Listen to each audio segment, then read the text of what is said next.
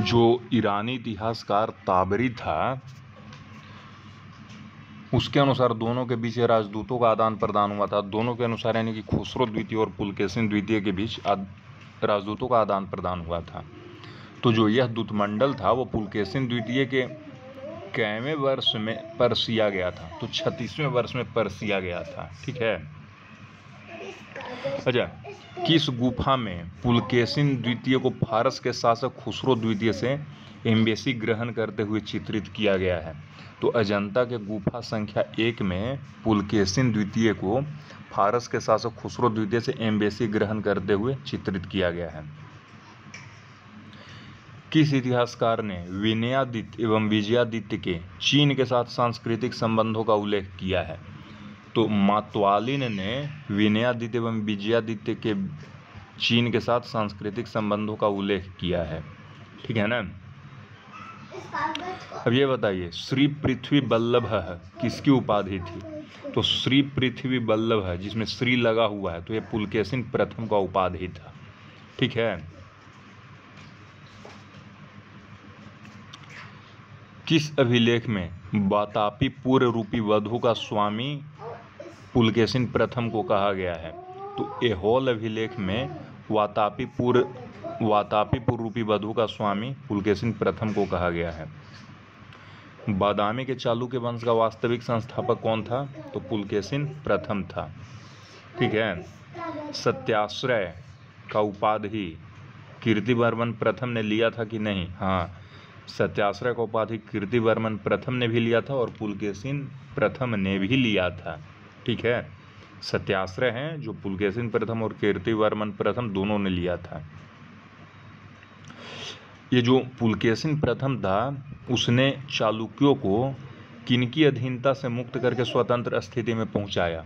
तो पुलकेशिन प्रथम था कदम्ब शासकों की अधीनता से मुक्त कर स्वतंत्र स्थिति में पहुंचाया, है ना।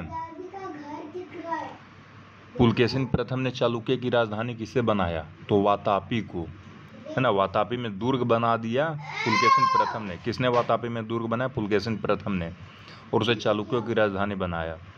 अच्छा, वातापी में दुर्ग बनाकर उसे चालुक्यों की राजधानी बनाया, तो इस उपलक्ष्य में पुलकेशिन ने कौन सा यज्ञ किया? तो इस उपलक्ष्य में पुलकेशिन प्रथम ने अश्वमेघ यज्ञ किया। ठीक है। क्या पुलकेशिन प्रथम ने वाजपेयी यज्ञ भी किया? हाँ। क्या पुलकेशिन प्रथम ने हिरण्यगर्भ यज्ञ किया? हाँ, किया। ये ठीक है।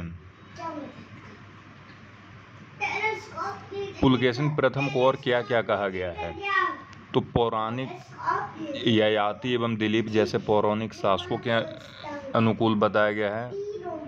पुराण का ज्ञाता बताया गया है। स्मृतियों इतिहास का ज्ञाता, ऐसा करके उसको बताया गया है। ठीक है। अभी बताइए कि पृथ्वी वल्लभ किसकी उपाधि थी? तो ये कीर्तिवर्मन प्रथम की उपाधि थी। वातापी का प्रथम निर्माता कौन था? वातापी का प्रथम निर्माता कीर्तिवर्मन प्रथम था। ठीक है। रण विक्रम किसकी बेटा चुप। रण विक्रम पुलकेशिन प्रथम की उपाधि थी। ठीक है।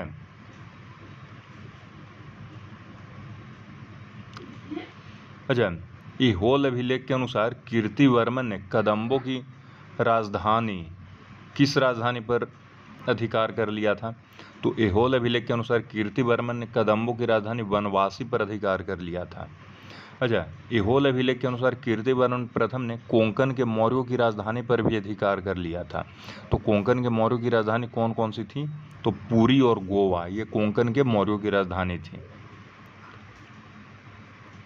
अच्छा, कीर्तिवर्मन के मृत्यु के पश्चात उसका पुत्र पुलकेशिन द्वितीय क्यों शासक नहीं बना? तो कीर्तिवर्मन प्रथम के पश्चात पुलकेशिन द्वितीय अल्पवयस्क था, इसलिए वह शासक नहीं बना। तो शासन किसने किया भाई? कीर्तिवर्मन प्रथम के बाद। तो कीर्तिवर्मन प्रथम के बाद मंगलेश ने पुलकेशिन द्वितीय का एजेंट बनकर शासन किया। मंगलेश की उपाधि क्या थी?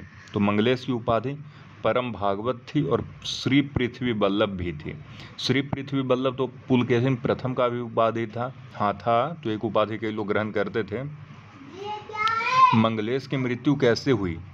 तो जो मंगलेश की मृत्यु जो हुई, पुलकेशिन द्वितीय से गृह युद्ध में पराजित होकर मार डाला गया। ठीक है, जो मंगलेश था ये पुलकेशिन द्वितीय का क्या लगता था? तो मंगलेश था वो पुलकेशिन द्वितीय का चाचा था। ठीक है, अब पढ़ेंगे पुलकेशिन द्वितीय के बारे में।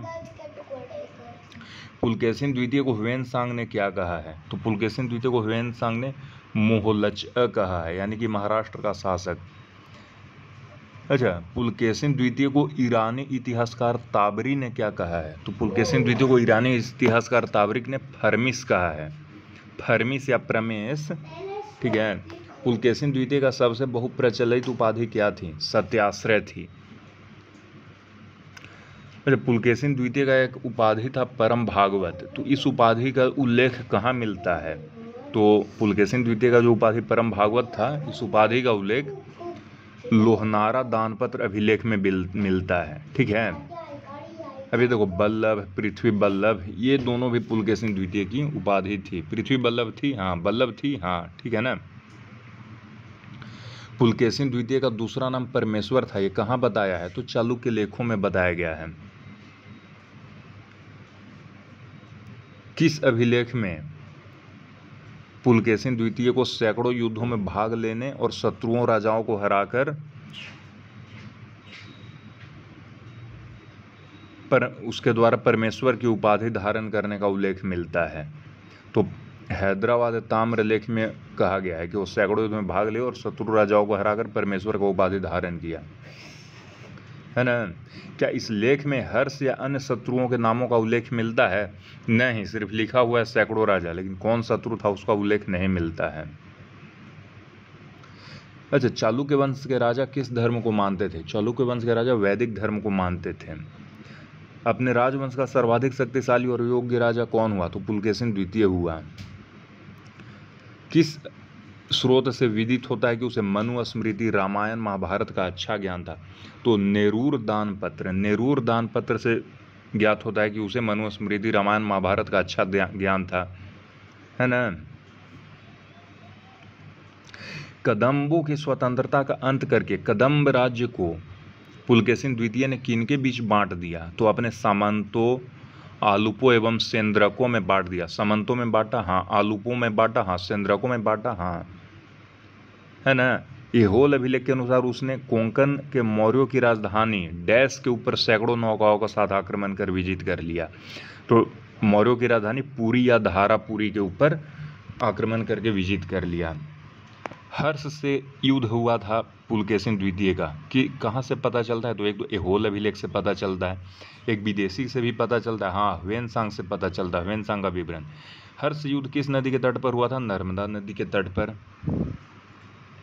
ऐहोल अभिलेख के अनुसार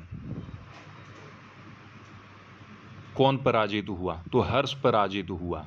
सकल उत्तरापथनाथ हर्ष हाथियों की सेना के साथ पराजित हुआ। सकल उत्तरापथनाथ यानी उत्तर का जो नाथ था हर्ष, वो हाथियों की सेना के साथ पराजित हो गया।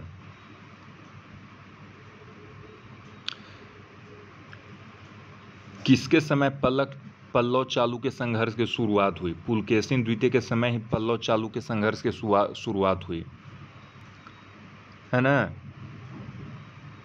जो पुलकेशिन द्वितीय था उसका पल्लव नरेश किससे युद्ध हुआ? तो पुलकेशिन द्वितीय का पल्लव नरेश महेंद्र वर्मन प्रथम और नरसिंह वर्मन प्रथम, जिसे महामल्ल कहते हैं, उससे युद्ध हुआ।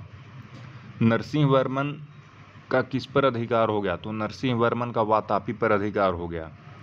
पुलकेशिन द्वितीय था, ये मारा गया क्या युद्ध करते हुए? हाँ, पुलकेशिन द्वितीय युद्ध करते हुए मारा गया। पुलकेशिन द्वितीय द्वारा वादामी में स्थापित विजय स्तंभ अपने साथ कौन लेकर चला गया? तो पल्लव सेना लेकर चला गया। ठीक है कि नहीं। एक ऐसा लिखा हुआ है ऐहोल अभिलेख में कि किसके अनुसार पुलकेशिन ने 99,000 गांवों वाले त्रिमहाराष्ट्र को दक्षिणी कौशल एवं कलिंग पर अधिकार कर लिया, ऐसा ऐहोल अभिलेख में लिखा हुआ है। ठीक है।